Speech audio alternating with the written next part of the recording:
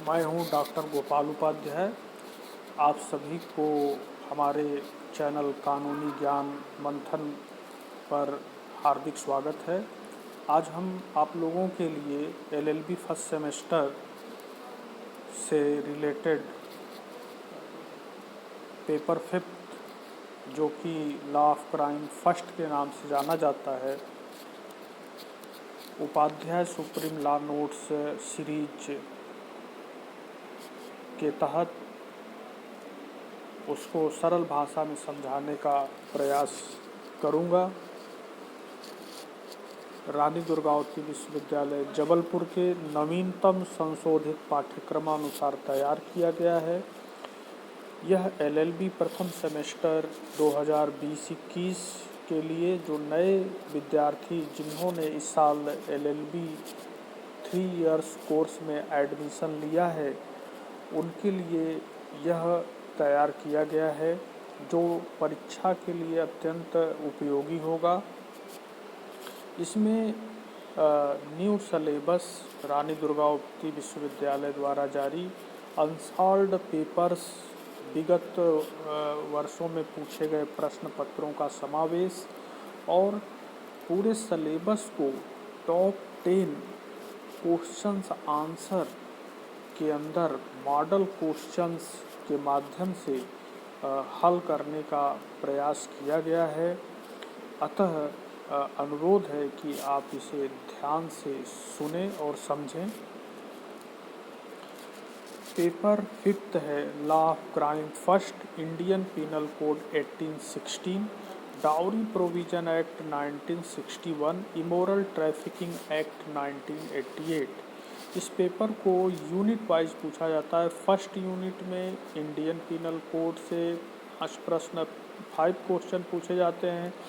Dowry provision act से 2 question और 1 question immoral trafficking act से, और सेक्शन सी में जो है वो केस लॉ पूछे जाते हैं। तो आज का हमारा जो प्रश्न है वो इंडियन पिनल कोड 1816 सेक्शन 1 से लेकर के 229 से रिलेटेड प्रश्नों की हम चर्चा करेंगे, जिसमें आज का हमारा प्रश्न है अपराध की परिभाषा एवं उसके आवश्यक तत्व, define offence and it's essential elements. तो अपराध जैसा कि काफ़ी प्रचलित नाम है और ये कब से चला आ रहा है, इसके बारे में हम लोग अनुमान नहीं लगा पाते हैं, लेकिन अपराध नाम से सभी लोग भली भांति परिचित हैं। अपराध यानी अप और राध। अप मतलब बुरा कार्य, बुरा कृत्य जो मनुष्य द्वारा किया जाता है, वो अपराध की संज्ञा दी जाती है। अपराध हमारे समाज में आम बोलचाल की भाषा में जितने भी विधि के विरुद्ध कार्य होते हैं, सामान्य लोग उसको अपराध ही समझते हैं, लेकिन वह अपराध नहीं है, वो दोषपूर्ण कृत्य है। आपराधिक मामले और सिविल मामले अलग होते हैं। दोषपूर्ण कृत्य वो सिविल कहलाते हैं और अपराध जो है वो आपराधिक मामले होते हैं, जिससे समाज प्रभावित होता है, समाज के अंदर डर व्याप्त हो जाता है और उनके मामले राज्य के द्वारा लड़े जाते हैं। यदि सामान्य भाषा में अपराध को परिभाषित किया जाए तो अपराध एक ऐसा विधि विरुद्ध कृत्य है जिससे समाज का एक बड़ा वर्ग प्रभावित होता है। जैसे मान लीजिए कि रामू के मोहल्ले में चोरी हो जाए तो उसका पूरा मोहल्ला यानी उसका पूरा जो है एरिया प्रभावित हो जाता है। हर कोई के मन में डर समा जाता है कि यार कहीं मेरे घर भी न चोरी हो जाए, और यह चोरी 2-3 दिन के अंदर पर फिर हो जाए तो हर कोई जो है अपने घर के ताले कुंजी ढूंढने लगते हैं। लोग मशाल जला कर के रात रात पहरा करने लगते हैं, बोलते हैं जागते रहो जागते रहो। तो अपराध को हमारे अपराध शास्त्रियों, विधि शास्त्रियों ने भी परिभाषित किया है। ब्लैक स्टोन महोदय, आस्टीन और आल्पियन महोदय, पैटन, स्टीफेन, इन लोगों ने भी अपराध को परिभाषित किया है। और हर किसी का कहना है कि यह एक ऐसा विधि विरुद्ध कार्य है जिससे समाज का एक बहुत बड़ा वर्ग प्रभावित होता है। अपराध जो है वो मनुष्यों द्वारा एक दूसरे के विरुद्ध ही किए जाते हैं। तो इसके आवश्यक तत्वों में देखा जाए तो सबसे बड़ा आवश्यक तत्व है मनुष्य, और दूसरा मनुष्य की सोच, जिसे दुराशय या गिल्टी माइंड या इंटेंशन के नाम से जाना जाता है। और तीसरा जो इसका आवश्यक तत्व है वो है आपराधिक कार्य या कार्य लोग। और चौथा जो इसका इसेंशियल एलिमेंट्स है वह है क्षति। क्षति शरीर से भी संबंधित हो सकती है और उसके धन से संबंधित भी हो सकती है, शारीरिक मानसिक भी हो सकती है।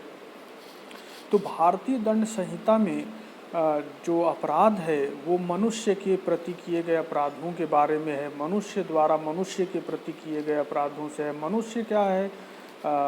मनुष्य जो है मानव, ये जीवित प्राणी, बुद्धिमान प्राणी माना जाता है, होमो सैपियंस की श्रेणी में आता है ये।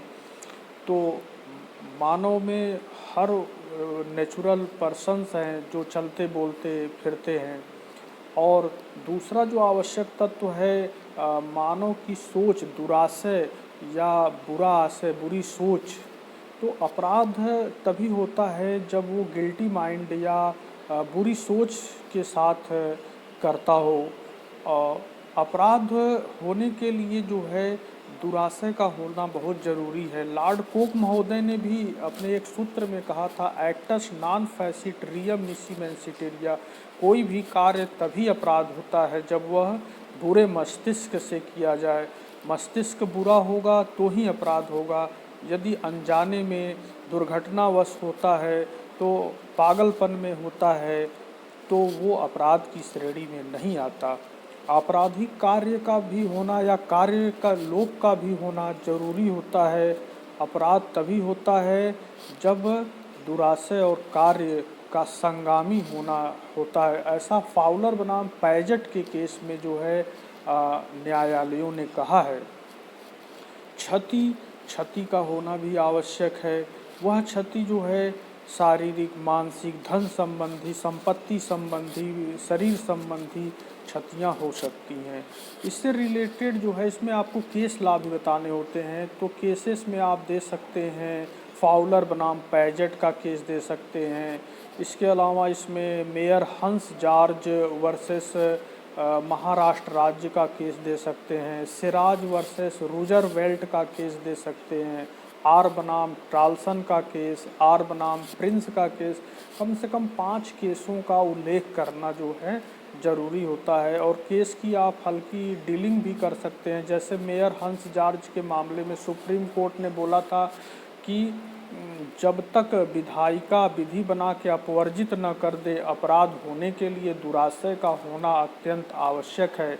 निष्कर्ष रूप में हम ये कह सकते हैं कि अपराध जो है लोकमत पर आधारित होता है। अपराध जो है ये समाज के विरुद्ध होता है। अपराध होने पर राज्य फेल्योर होती है। इसलिए राज्य का दायित्व है अपने नागरिकों के शरीर और संपत्ति की सुरक्षा करना। और यदि वो सफल नहीं होती तो फिर राज्य ऐसे लोगों के खिलाफ, अपराधियों के खिलाफ स्वयं मुकदमा लड़ती है और उन्हें दंडित कराती है। मैं विश्वास करता हूं कि मेरे द्वारा जो आज का आपको संक्षिप्त लेक्चर दिया गया है ये आपके समझ में आया होगा। और यदि इसमें कुछ कमी है तो आप कमेंट्स ज़रूर करें। साथ साथ हमारे चैनल्स को सब्सक्राइब करें ताकि आगे भी